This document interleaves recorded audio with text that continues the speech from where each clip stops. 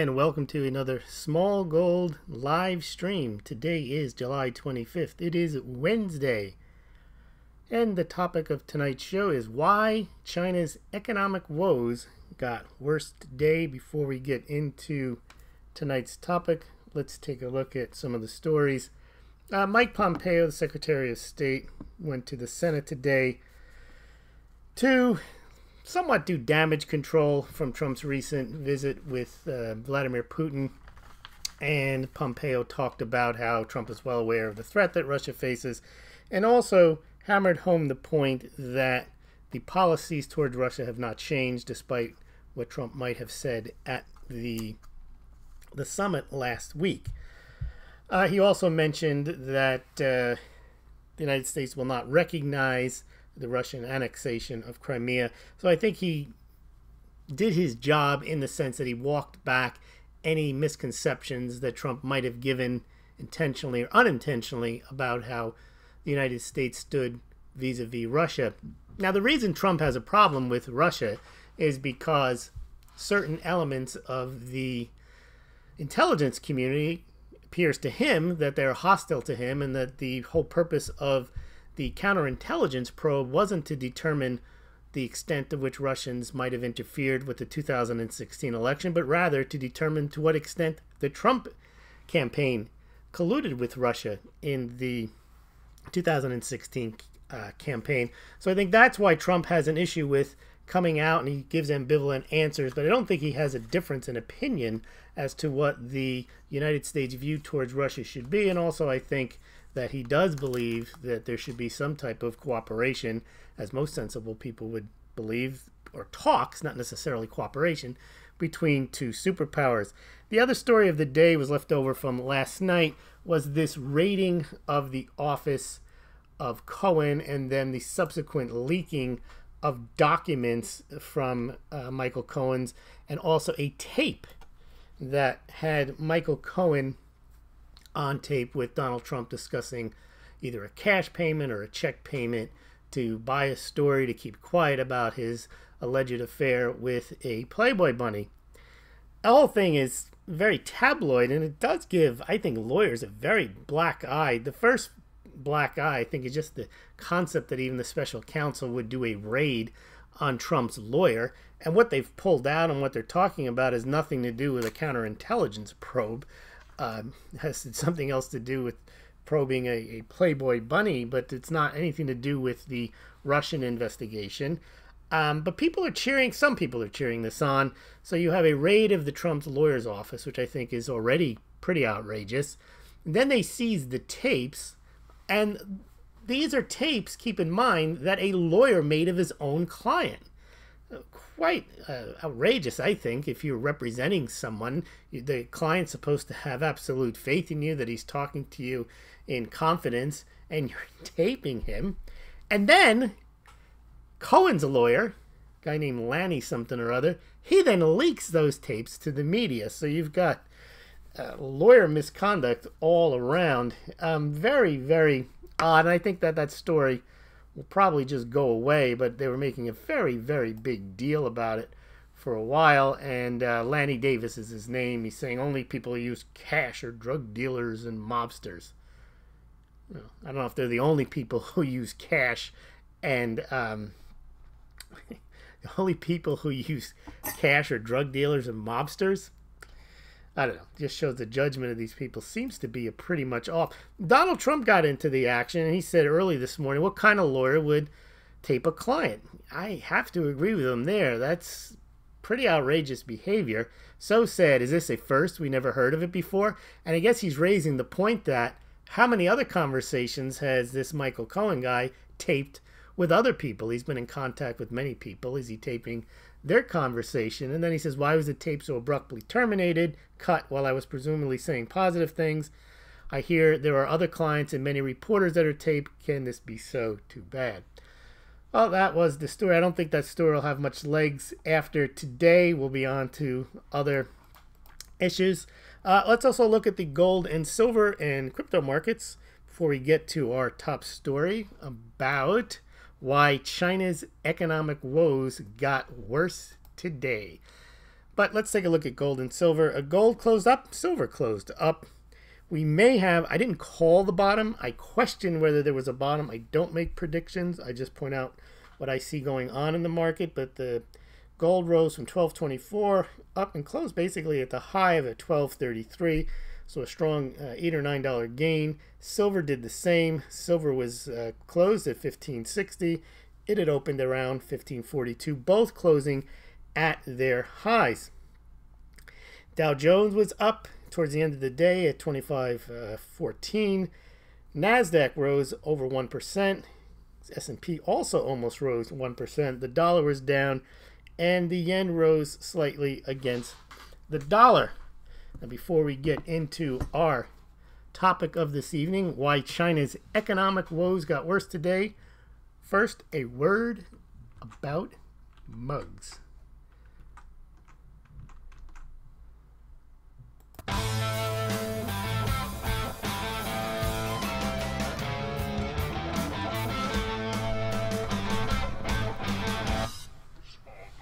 Ten reasons why you should buy a Smaulgld mug. Reasons to buy and hoard mugs. Number 1. Mugs have been used for drinking for more than 5,000 years. Number 2. They are finding more uses for mugs every day. Number 3. We could not live our lives without mugs. Number 4. The Russians and Chinese are buying mugs hand over fist. Number 5. Mugs are made in China.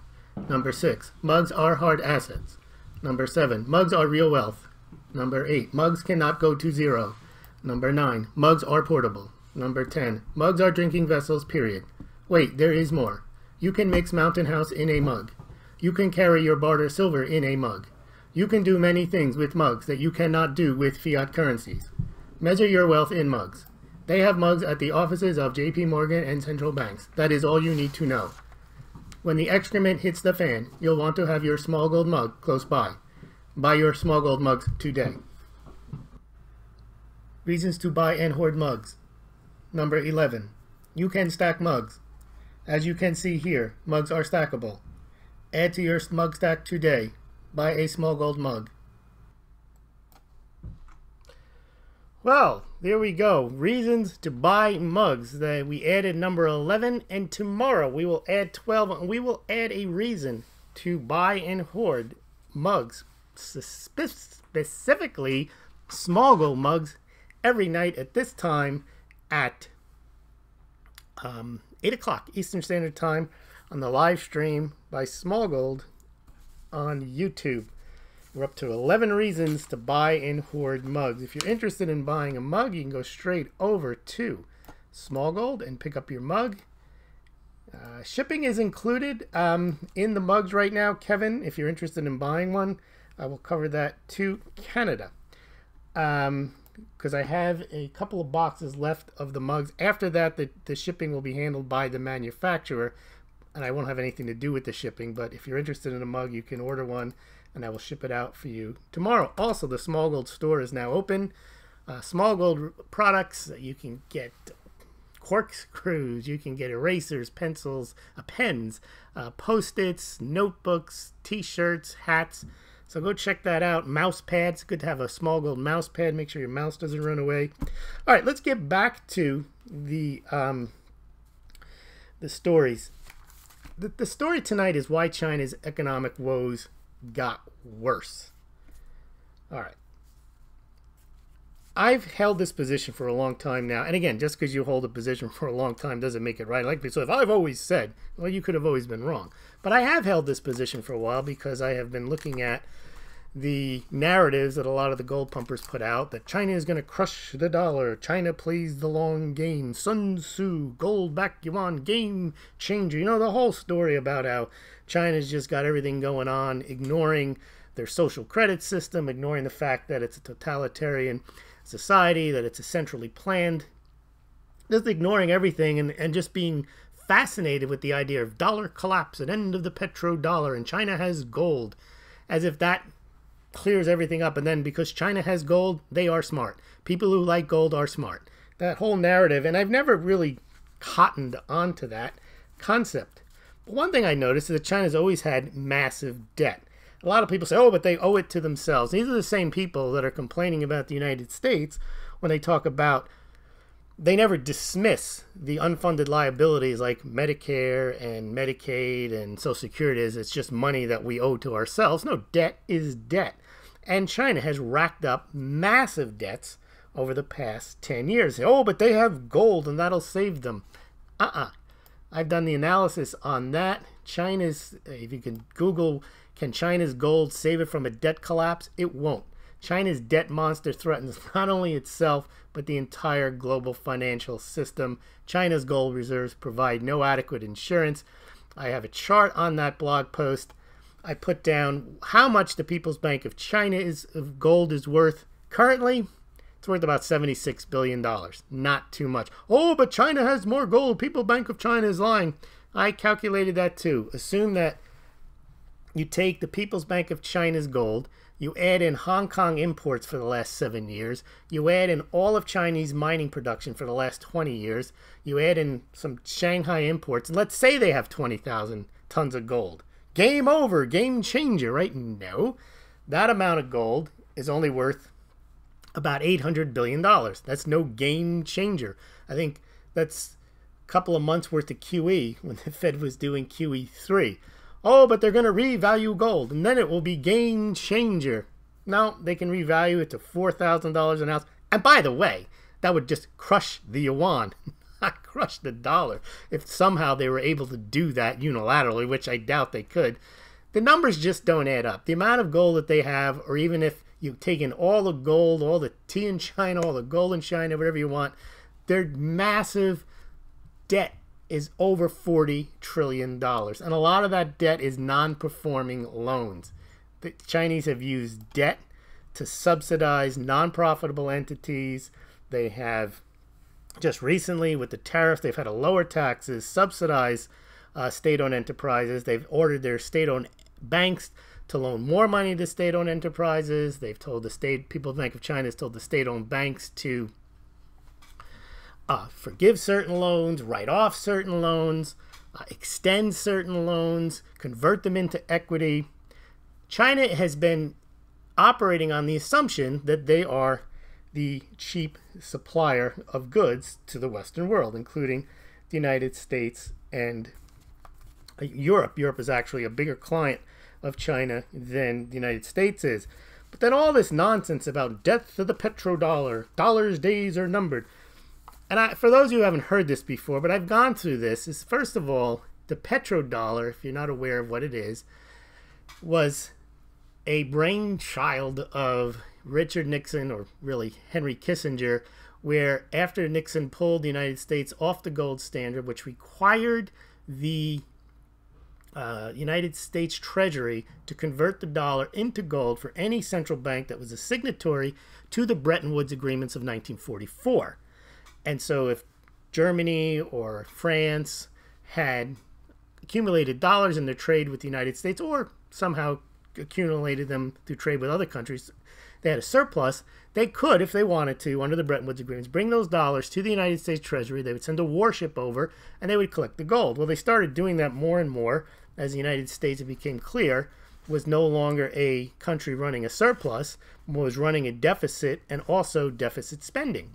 So they were concerned that the United States was not good for the dollar, and even though the dollar was supposed to be convertible and therefore good for gold, they decided it wasn't. They wanted the gold. Gold is better. Gold is as good as gold, not a promise to get gold from the United States Treasury. So once the United States pulled off the gold standard, the U.S. was in a tizzy trying to figure out how do we get people to continue to use the dollar, because we kind of need them to. And they came up with this petrodollar arrangement whereby they went to Saudi Arabia and they said, look, we'll protect you, we'll provide you from any attack from Russia or anyone else, we'll sell you military hardware, you just got to price your oil in dollars and accept only dollars for your oil. Well, that actually made the Europeans much more sanguine about a non-gold-backed dollar, because they realized, well, we still have to have dollars in order to buy oil, and Saudi Arabia is not going to sell it to us otherwise, so they were kind of forced to keep the dollar. Now, that clearly kept the dollar in the reserve currency status back then, because at the time there was a bit of a revolt where the European nations were still hoping they can get back on the gold standard. But over time, and especially the last 20 years, countries have increased their dollar reserves, and they hold dollars not just to buy oil from Saudi Arabia, but they hold dollars to trade with each other. They hold them in reserves. They also hold U.S. treasuries in reserves, dollar-denominated assets in reserves. So the concept of Saudi Arabia being the linchpin to the backing of the dollar is no longer as strong as it was back in 1973, 1974. Also, Saudi Arabia is no longer the kingpin in oil as it once was in the 70s, during the period of time when, while the Soviet Union may have been a large oil producer, they kept that oil within the Soviet sphere, just like they kept their gold in the Soviet sphere. So, if you need oil, however, to give backing to the dollar, well, what's happened in the last 5 years, especially with the shale oil boom, is the United States produces more oil than Saudi Arabia does right now. The United States also is starting to export more oil than any other country and will soon be the world's largest oil supplier. So if you needed a petrodollar, well, you can have, instead of a petrodollar backed by Saudi Arabian oil, you can have a petrodollar backed by U.S. oil. And by the way, Saudi Arabia hasn't gone anywhere, has not moved away from the U.S. sphere of influence. In fact, this taking away of the Iran deal has brought the United States and Saudi Arabia closer. So now the dollar is backed by Saudi Arabian oil pretty substantially, and U.S. oil. And also, the United States produces an enormous amount of natural gas. We're going to get to that in a second. So if the dollar needs backing just to buy oil, well, it's all there. The petrodollar is not going away from Saudi Arabia, and it's certainly now even more backed by U.S. oil. All right. So this whole idea of the petro yuan, and there's going to be death to the dollar, an end to the petrodollar, and Sun Tzu says this, and Sun Tzu says that, and China's all nonsense. Ever since the petro yuan, oh, by the way, that story was also a complete nonsense, where they said back in September of 2017, China is going to introduce a yuan-denominated oils futures contract backed by gold. It's going to be a game changer.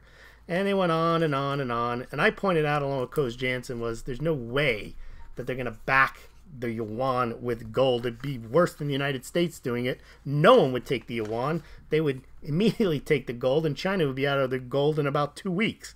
But then they changed it to, well, they'll be able to convert the yuan on the Shanghai Gold Exchange.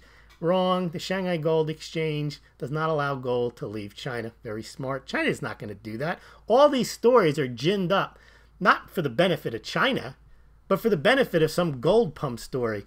And then when that was pointed out that, no, that's not going to happen, China doesn't let the gold leave the country, well, then the oil producers are going to get their yuan, and they're not going to want the yuan, so they're going to go on to the international market, and they're going to buy gold with it, and that'll be a real game changer for gold.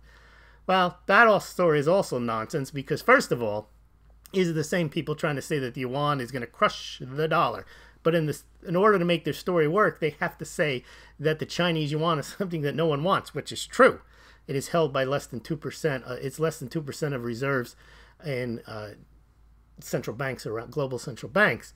But then they say, well, it's going to create this massive gold demand because they're going to get their yuan and they're going to go out and buy gold, which is stupid to begin with, because first of all, oil producers already can buy gold if they want with the dollars that they get. If the dollar is so worthless and worthless toilet paper, you would think they would be converting them into gold. They're not. All right, so that is China's dilemma, is China has massive debt, and the Chinese economy is based on running up debt and extending itself, bringing consumer demand forward by borrowing, bringing infrastructure demand forward by building things that they don't yet need and maybe never will need. And then they have this Belt and Road Initiative where they're going to build stuff that maybe people in other countries don't need, all to keep it going. Now, here is why China's economic woes just got a lot worse today. So first of all, we already know that they're having problems because of the tariffs. The tariffs were not expected.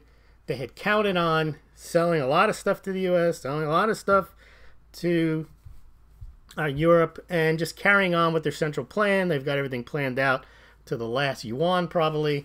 There's 12 people, I think, in the country that figure out the entire economy. And they all got it worked out, and they weren't planning on, tariffs. So what happened when the United States slapped on the first tariffs? Well, they had to start subsidizing. They had to start taking away some taxes on certain companies. Basically, they have to borrow more money and they have to forgive more loans just to stay in the business. Now, one of the things about China, which is very interesting, is, and this is the point that I make all the time about, again, just because I make it all the time doesn't mean that it's a good thing, but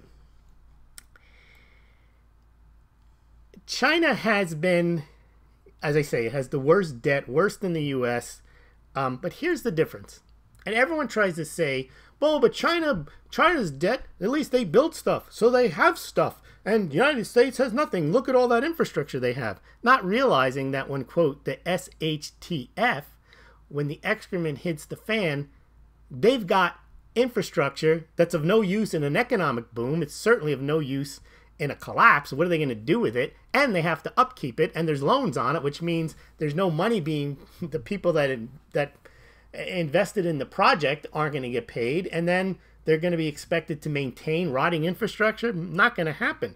But here's why China's debt is worse than the U.S. The United States borrowed for years, and everybody knows this, and this is considered a big shot against the dollar, to consume, true, and to build military. And without the reserve currency status, they wouldn't have been able to do that. It's all true. But think about what China did. China also borrowed for years to consume. I mean, they have massive consumer debt, massive amounts of Chinese individuals buying real estate, overpriced real estate. But they also borrowed to overproduce infrastructure and to produce and sell goods to the United States and to the world at unsustainably low prices. Think about what they did in order to get that manufacturing capability up and running. They had to borrow money.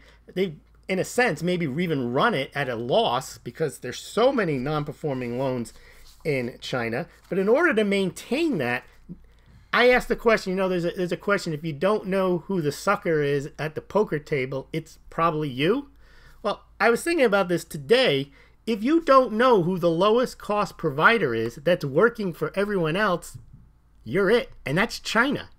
China's in the position where they've locked their whole economy into providing goods for the rest of the world at the lowest possible prices. And now the United States comes along and says, how about a tariff? And they're like, we're already subsidizing our companies. We're going to have to subsidize them more.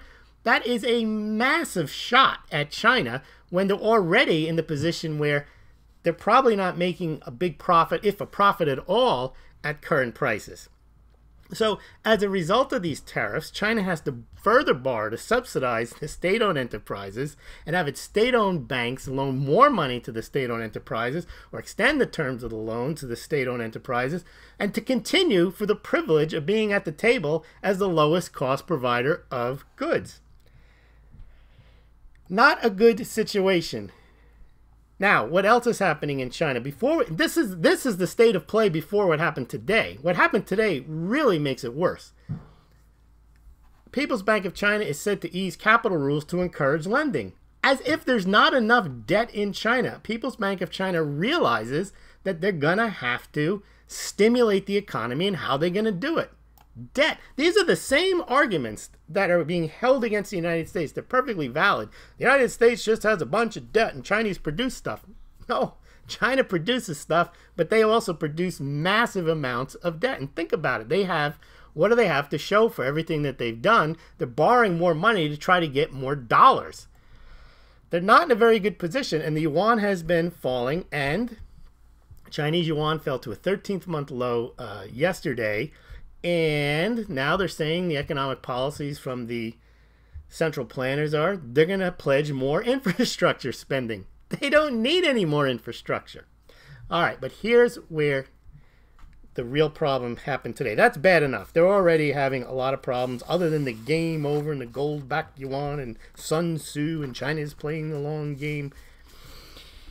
None of that was ever true. But now it's becoming apparent to more and more people what's actually happening in China. But today, remember when Trump went out, I think it was yesterday, and he was talking about tariffs. and he said that tariffs are great. He said that tariffs are great, and let me give you here's a quote. Tariffs are the greatest. This is a Donald Trump tweet. This was the 24th, yesterday. Either a country which has treated the United States unfairly on trade negotiates a fair deal or gets hit with tariffs. It's simple as that, and everybody's talking. Remember, we are the piggy bank that's being robbed. All will be great. And all these people talking about what Trump is doing, and then the free market people hitting him over the head, as if somehow what he's saying is that he likes tariffs as tariffs, meaning that tariffs are great in and of themselves. No, he's viewing them as a means to an end. You'd have to be a moron to think he's saying tariffs are good. I like tariffs. People that like tariffs are smart. Wrong goes star.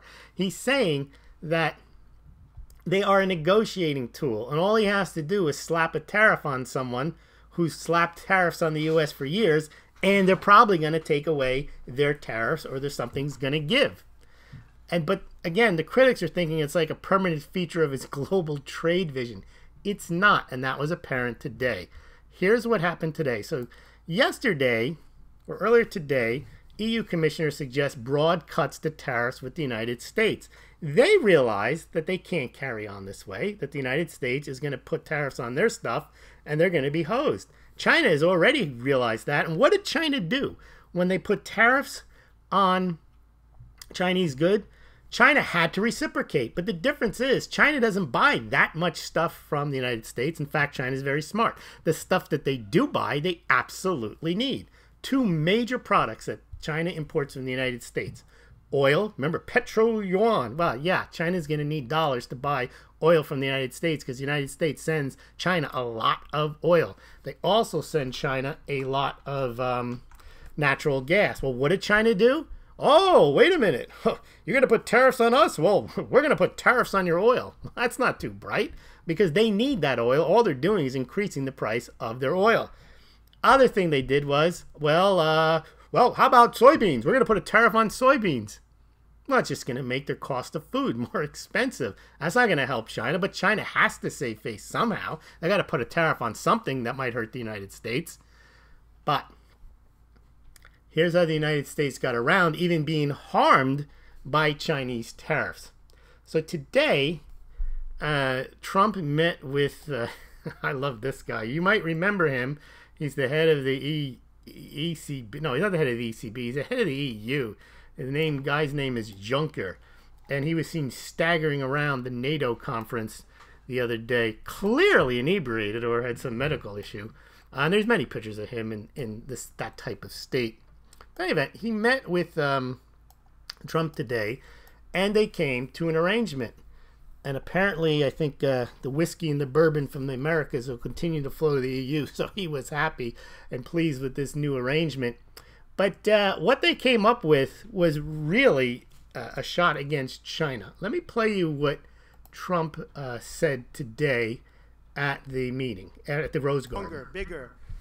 We will therefore work closely together with like-minded partners to reform the WTO and to address unfair trading practices, including intellectual.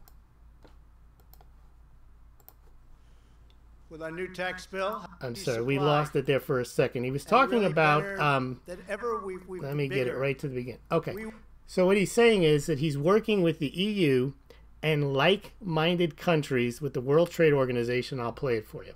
We'll therefore work closely together with like-minded partners to reform the WTO and to address unfair trading practices, including intellectual property theft, forced technology transfer, industrial subsidies, distortions created by state-owned enterprises, and overcapacity. We decided to set up immediately an executive working group of very intelligent people on both sides. They'll be our closest advisors, and they're going to carry out this joint agenda. Okay, so what he said was he's going to work with the EU. He didn't name China, but he's talking about intellectual property theft, subsidies, which is what China does, to state-owned enterprises, he mentioned directly, and overcapacity. Also, he said at the meeting with Juncker. That the EU was now going to buy, almost starting immediately, all those soybeans that they weren't going to sell to China because China was going to slap a tariff on them. And he also mentioned that the United States was going to sell a lot of liquefied natural gas. Again, the liquefied natural gas that the United States has a lot of, maybe we'll sell less of to China because of the tariff. Well, guess who's going to pick up that slack is the EU. And then they also talked about, it wasn't just, if that isn't bad enough, they said that the EU is going to buy more soybeans. They're going to make trade more fair and reciprocal. They're going to work to reform the World Trade Organization. That's basically a shot at China. They're going to buy more liquefied natural gas from the United States. And they're also saying they're going to resolve the retaliatory agreements and work towards zero tariffs on many items. Now, that's not good for China because China doesn't have a fluid economy. Yes, eventually maybe China can centrally plan and work out an arrangement, but it's not going to be pretty for the next couple of years, I don't think. All right, well, that is it for the monologue, so to speak. Let's take a look at the comments that we may have gotten. Kevin Fub win first the mug. Weren't you the one? Yeah, you were looking for in Canada. Yeah, if you bought one, then I will ship it out to you. With I said shipping included. It's really shipping included only in the continental U.S., but I don't think it'll be much more to ship it to Canada. All right.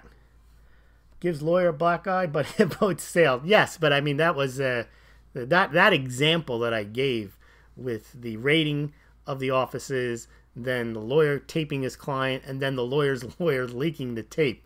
That's just, for lawyers, that's beyond the pale.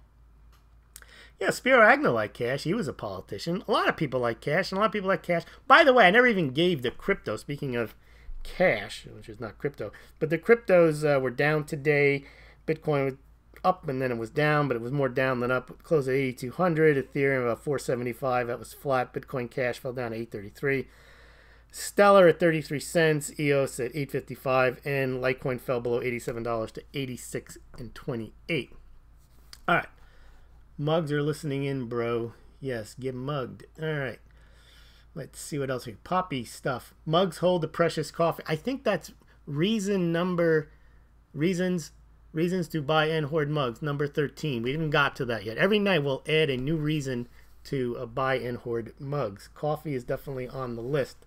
Somebody mentioned you could put gold in them, so we'll probably have to do that. I only do cash transactions, so I'm no mug. I do have a post office box. I don't know if you can send cash to that, if that's illegal or something. But anyway, yes, when the SHTF, you will need a mug. And you can use your mug for barter for guns. Absolutely, because everybody needs a mug.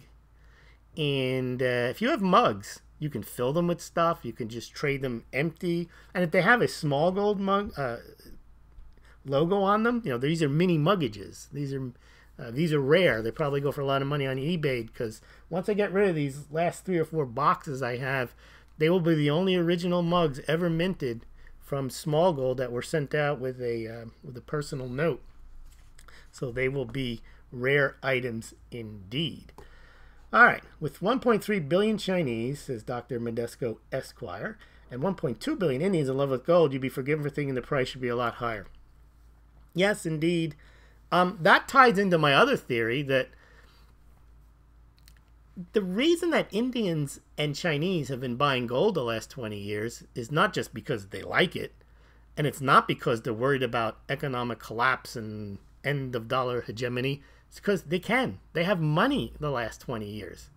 So they are putting a floor. I mean, I've mentioned this before. If you haven't heard me talk about this, is jewelry demand for gold is twice the amount as it is for investment demand, and it's twice as amount as it is for silver demand. So jewelry is a discretionary item. Jewelry requires you to be wealthy. So Chinese and Indians have more money now. That's why they have more gold demand. I guess they're making up for the lack of investment demand that there used to be much more investment demand from the investment community. I remember growing up, they say, oh, 5-10% of your allocation should be in gold. No one has 5 or 10% of their allocation in gold. They have less than 1%.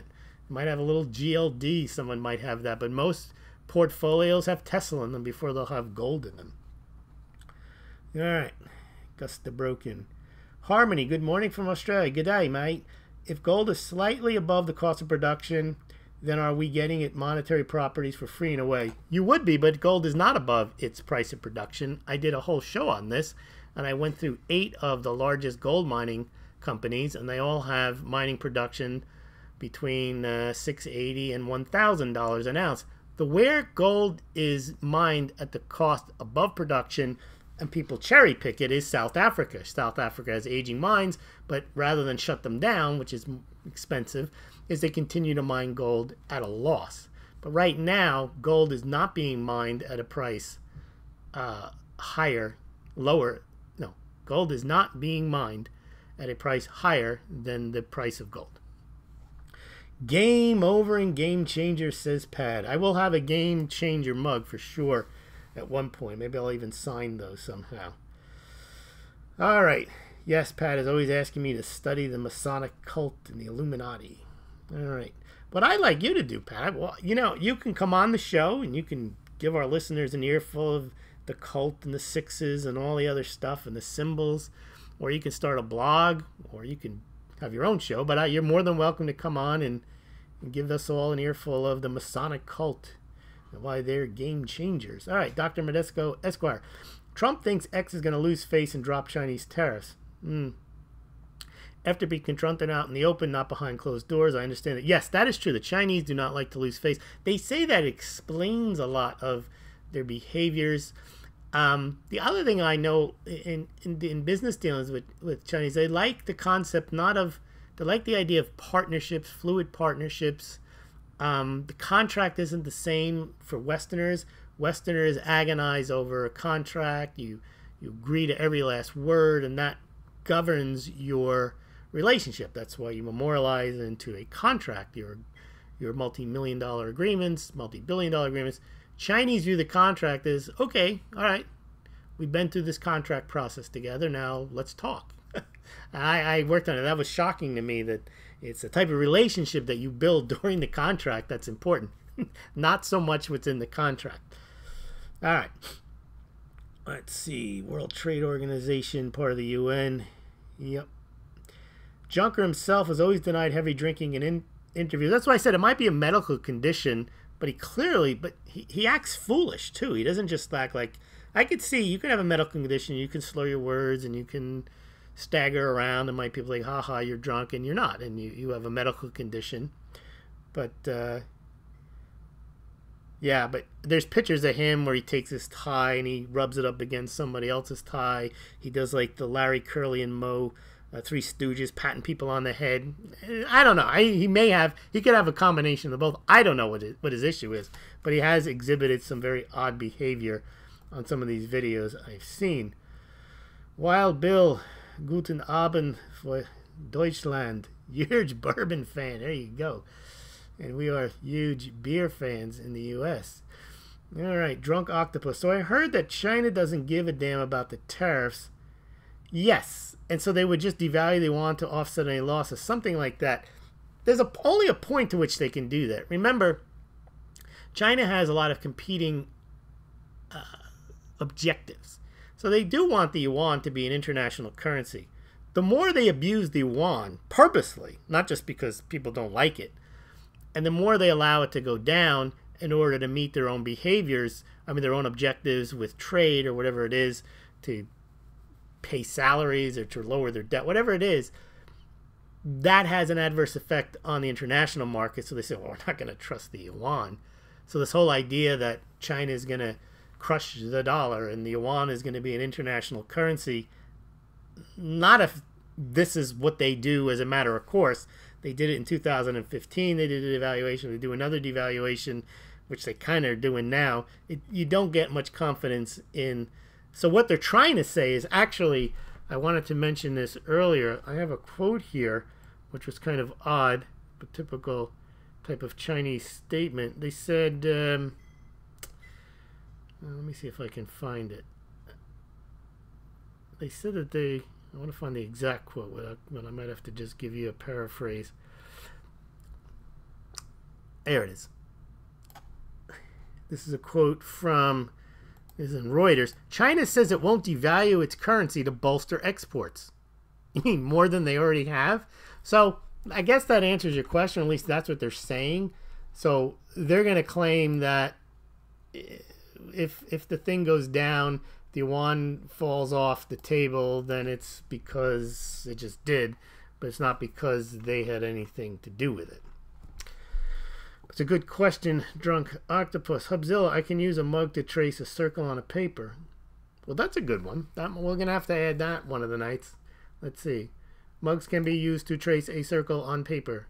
Buy a Smaulgld mug. Well, free to do so.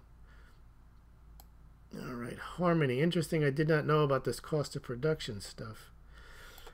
Yeah, you know what? The problem is, and this is why this is where I think I'm useful and I add value, is when I hear something and somebody says these facts and then everybody repeats them, I went and I looked in all the SEC statements. There's a thing called all-in sustaining costs. It's the way that the miners look at their value of gold production. And one of the things that's included in them is the value that they get from secondary metal. So, for example, it may cost them $1,100 to mine an ounce of gold. But if they manage to pull out a few tons of silver, a little copper, that's worth something. So they'll just put that into the gold price, and then the gold, the value, they'll just add it into how much they got and how much it costs, and then that $1,100 gets down to $980 because of the value of the copper and the silver and whatever else they might have mined. Russia launched 2 LNG ships this week to deliver LNG to China in 2 weeks per trip. Yes, so China can do liquefied natural gas from Russia. They can do it from Iran, but that'll cause them some consternation. The problem is it does bother China because while maybe they can get it elsewhere, that creates tensions between the U.S. and China. And remember, China can sell a lot more stuff to the U.S. and Europe than it can to Iran and Russia. So it's not just a function of, well, they can get their gas elsewhere cheaper, or they can get soybeans from somewhere else, like from Brazil.